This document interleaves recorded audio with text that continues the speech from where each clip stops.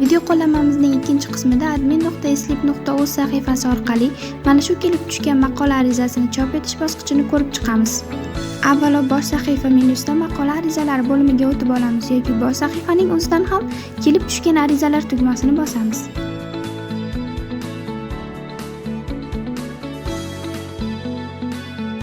Birinchi bosqich bu ariza ma'lumotlari.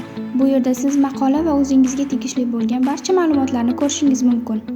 Ikkinchi bosqich bu texnik ekspertiza. Bu bosqichda maqola antiplagiat detektor va savodxonlik tekshiruvlaridan o'tadi.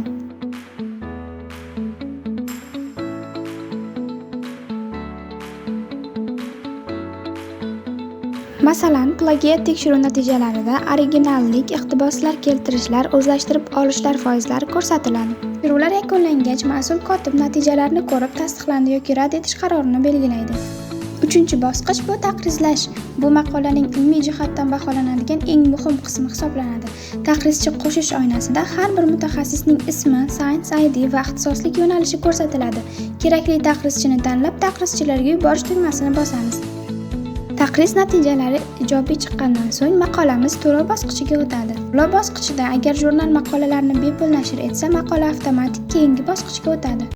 Maqola yuborish pullik bo'lsa, muallif to'lovni tizim orqali amalga oshiradi. To'lov mablag'lari jurnal balansida saqlanadi va istalgan vaqtda kartaga yechib olish imkoniyati ham mavjud.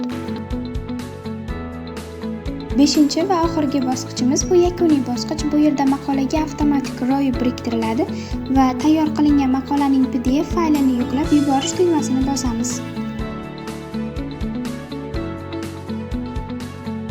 Barcha bosqichlar muvaffaqiyatli yakunlangach, maqolangiz tasdiqlanadi va mana shu jurnalda nashr etiladi. Shundan so'ng maqolangizni chap menyudagi chop etilgan maqolalar bo'limida ko'rishingiz mumkin.